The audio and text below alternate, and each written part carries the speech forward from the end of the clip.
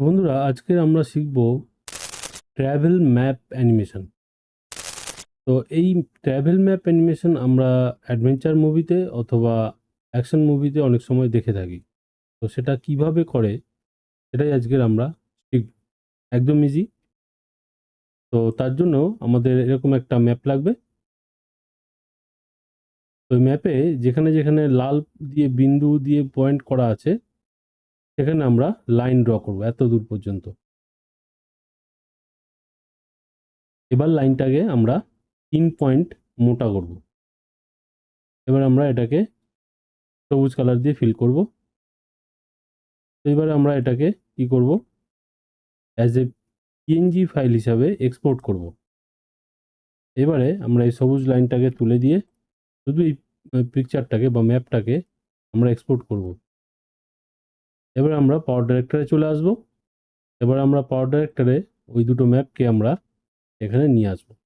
ঠিক আছে?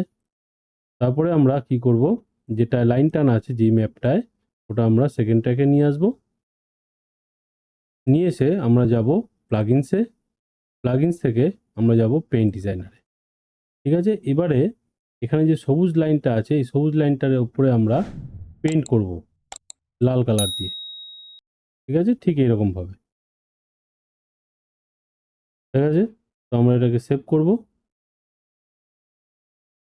এবার আমরা কি করব, এই সেভ করা ম্যাপটাকে বা এই লাইনটাকে আমরা ফার্স্ট ট্র্যাকে নিয়ে আসব। তো এবার আমরা এটাকে ধরে উপর দিকে তুলে দেবো।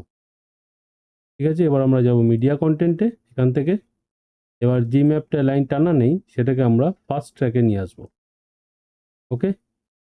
এরপরে আমরা 3 নম্বর ট্র্যাকে যাব। গিয়ে ডবল ক্লিক করব। তাহলে আমরা পিআইপি ডিজাইনারে যাব। এখান থেকে আমরা ক্রোমা কিতে আসব।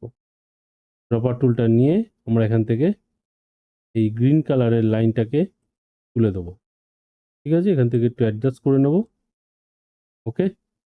এবার আমরা এখান থেকে ওকে করে বেরিয়ে আসব। তো আমাদের কাজ শেষ হয়ে গেছে। তো চলুন এবার আমাদের ফাইনাল রেজাল্টটা দেখে নিই কি হলো। দেখুন বন্ধুরা,